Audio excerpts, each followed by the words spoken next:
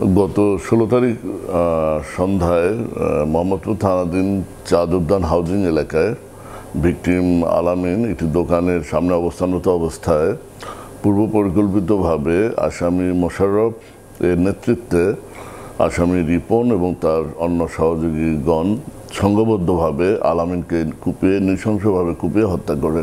এর প্রেক্ষিতে 17 তারিখ পরের দিন মোহাম্মদপুর থানায় একটি হত্যা মামলা রুজু হয়।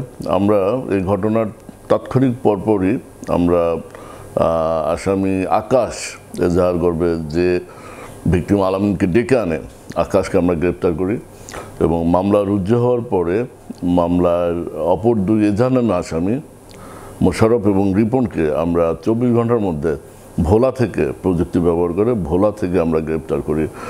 গ্রেপ্তারকৃত আসামি 3 জনকে মোহাম্মদপুর থানায় তদন্তকারী কর্মকর্তার নিকট আমরা হস্তান্তর করেছি।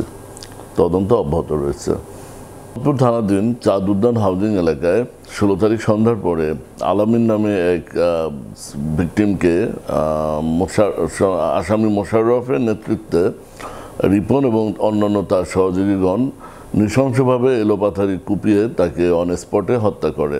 তার পায়ের রগ কেটে দেয় এবং হাতের আঙ্গুলও কেটে দেয়।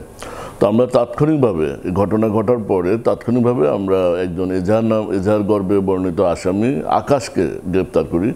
এই আকাশ আলামিনকে ডেকে নিয়ে আসছিল এবং মামলা রেকর্ড হওয়ার পরে মামলার 1 এবং 2 নং এজাহারনামী আসামি মোশাররফ এবং রিপনকে আমরা প্রযুক্তি ব্যবহার করে ভোলা জেলা থেকে গ্রেপ্তার করি। মামলা রুজু হওয়ার 24 ঘন্টার মধ্যে আমরা তাদের গ্রেপ্তার করে 3 জন আসামিকেই তদন্তকারী কর্মকর্তার নিকট আমরা হস্তান্তর করি।